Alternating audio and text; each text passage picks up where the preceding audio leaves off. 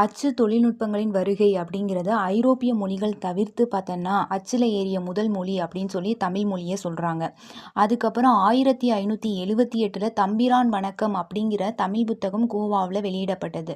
1709 பார்த்தோன்னா ஒரு அச்சகம் சிகன்பால்கு என்பவரால் தரங்கம்பாடியில் நிறுவப்பட்டது அப்படிங்கிறாங்க.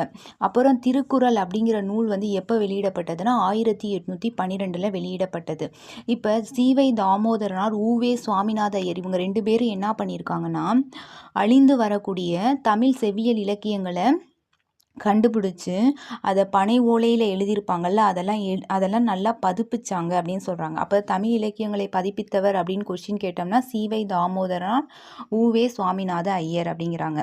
அடுத்தது பார்த்தோம்னா இப்போ சீவை தாமோதரனார் என்னென்ன நூல்கள்லாம் பதிப்பிச்சார்னு பார்த்தோன்னா தொல்காப்பியம், வீரசோழியம், இறையனார் அகப்பொருள், இலக்கண விளக்கம், கலித்தொகை, சூளாமணி அப்படிங்கிற இந்த நூல் எல்லாமே தாமோதரனார் பதிப்பிச்சிருக்காரு. அதே ஊவே சுவாமிநாத ஐயர் பார்த்தோன்னா சீவக சிந்தாமணி அப்படிங்கிறத 1887 பதிப்பிச்சிருக்காரு. 1887 சீவக சிந்தாமணி. 10 பாட்டு அப்படிங்கிறது 1889 ஊவே சுவாமிநாத ஐயர் பதிப்பிச்சிருக்காரு. சிலப்பதிகாரம் 1892 பதிப்பிச்சிருக்காரு. புறநானூறு அப்படிங்கிறது 1894 ஊவே சுவாமிநாத ஐயர் பதிப்பிச்சிருக்காரு. புறப்பொருள் வெண்பாமாலை 1895, மணிமேகலை 1898 ஐங்குறுநூறு அப்படிங்கிறது 1903 பதிற்றுப்பத்து 1904 ஊவே சுவாமிநாத ஐயர் பதிப்பிச்சிருக்காரு. அப்புறம் இந்த லெசனில் இந்த பாடத்தில் வேறு இம்பார்ட்டன்ட் பார்த்தோம்னா 1816 புனித ஜார்ஜ் கோட்டை கல்லூரியை நிறுவனவர் யாருன்னு கேட்பாங்க.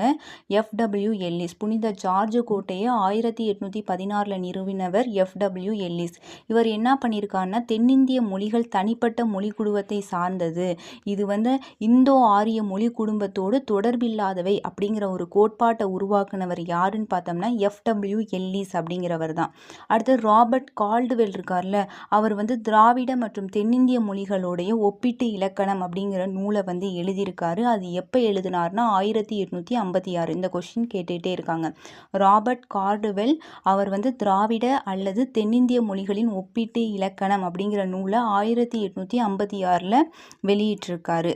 அதுக்கப்புறம் பார்த்தோம்னா சுந்தரனார் இருக்கார்ல, அவர் என்ன பண்ணியிருக்காருன்னா மனோன்மணியம் அப்படிங்கிற ஒரு நாடக நூலை எழுதியிருக்காரு. இதில் தான் தமிழ் மொழி வாழ்த்து பாடலில் மெய்ப்பிக்கப்படுகிறது அப்படின்னு சொல்லியிருப்பாங்க. மனோன்மணியம் எழுதினது தான் மனோன்மணியம்ங்கிற நாடக நூலை எழுதினவர் தான் சுந்தரனார். தேங்க்யூ.